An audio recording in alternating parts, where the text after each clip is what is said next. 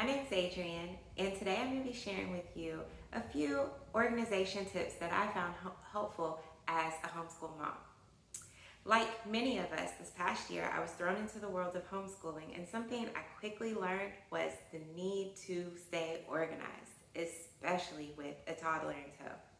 So, if you're like me and in need of some organization tips for your homeschool classroom, be sure to stick around for the rest of this video. But before we get into it, make sure that you like this video, subscribe to our channel, and drop any comments of anything that you found helpful. All right, so let's get started. First thing, you're gonna need a few materials, like a big hunk of binder here, about 3 inches thick. I like the binder with the clear protection around it so that I can insert our daily schedule right there in the front. So I always know what we're doing, when we're doing it. Along with the binder, you're going to need a few packs of these insertable dividers. I just got the super cheap ones that I think they were on sale, but you can totally jazz that up if you'd like. And then you'll need a pack of the clear sheet protectors as well. So again, I stick our daily school schedule right there in the front of our binder. But then when you open up the binder, the very first thing you're going to see is the year at a glance. Our year at a glance basically just breaks down each subject area by the month. So I'll know in my planning, if I come across something dealing with natural sources of water, I can go ahead and pull that to the side because we will use that in December.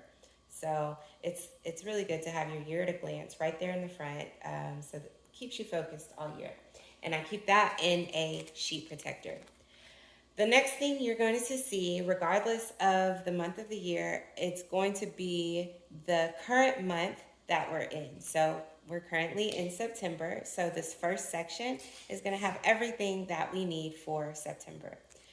And again, this I will link the objectives that I use in the description, but I have one of these for each month section where it breaks down the different objectives by the content area that we will cover for the month. And that again is in a sheet protector right behind my year at a glance. I'm going to skip these first few dividers to show you past our current month. I have a divider for every single month of the year. So once you get past the first or the current month that you're working on in that first section, the second part of my binder is broken down by my monthly plans. And so I have a divider for each month that will be in school. And behind that divider, I have the content breakdown for the month. And that's in a sheet protector. And then behind that sheet protector, I have any activities, worksheets, lesson plans, scripts, anything that we'll be using for that month will be in a second sheet protector right behind the objectives sheet. And so I have a divider for each month set up the same exact way, objective sheet in one sheet protector, and then a second sheet protector to hold any materials that I might need for that month. And it goes all the way through the end of the school year. So that's the second or the middle section of my binder. So I'm going to flip back to the beginning and show you how I organize the current month. So we are in September. So again, you'll see that sheet protector with the objective sheet. Then behind that, I have a divider for each week in September. And then once you go to that week of the month, when you open up that binder, you'll see a sheet protector with a printed copy of, I'll open that up, with a printed copy of that week's lesson plans. And if you guys are interested in seeing how I plan out my lessons, let me know in the comments and I'll do a video over that. But in that sheet protector, I keep a copy of my printed lesson plans.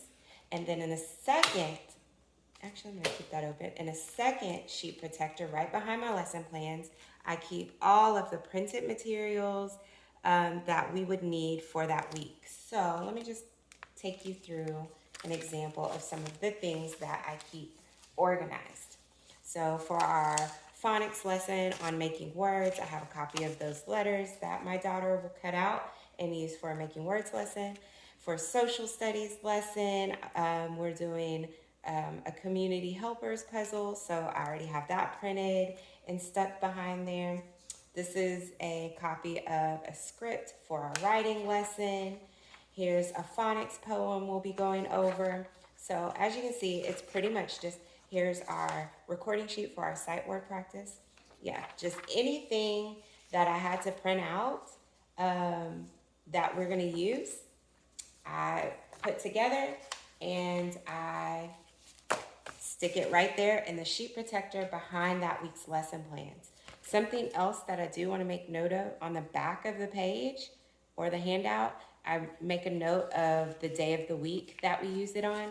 That way, when I pull those out for the week, I know exactly what day will be. You know what? I'll do that later. What day we'll use it. And so again, for the current month, I have every week right there in front of me. So there's the next week's lesson plan, same thing, the activities printed, so on and so on. So that is the very first section of my binder, is the current month. And then the second section of my binder goes by the month of or each of the months. And then the very last part of my binder, let me flip back here, is broken down by content. So I have a section for reading and language arts. And so in the first sheet protector behind the reading tab, I have my reading objectives. Here in Texas, we have what are called TEKS. And so I just use what the state objectives are, which are the TEKS. So that if you're not in Texas, but you have maybe Common Core, you could put those objectives there. And then in the second sheet protector behind the reading tab, I have any handouts, phonics activities, lessons, anything that goes with reading that I don't necessarily know what month it goes in. I stick it there, and then eventually it'll get used. Same thing for math, science, and social studies. So I have a section for each content area. That way, you know, when you're doing your lesson plans and you find a cute activity that you want to use, but you're not using it in that current month, you can go ahead and print it and have a space for it so that when you're ready for it, you don't have to try to locate those materials. All right, so that's it. This is how I stay organized in my homeschool planning. If you found anything in the video interesting or useful, please hit that like button. Drop any questions in the comments. And I'd love to know if you were able to use any of these resources in your own homeschool planning. Thanks.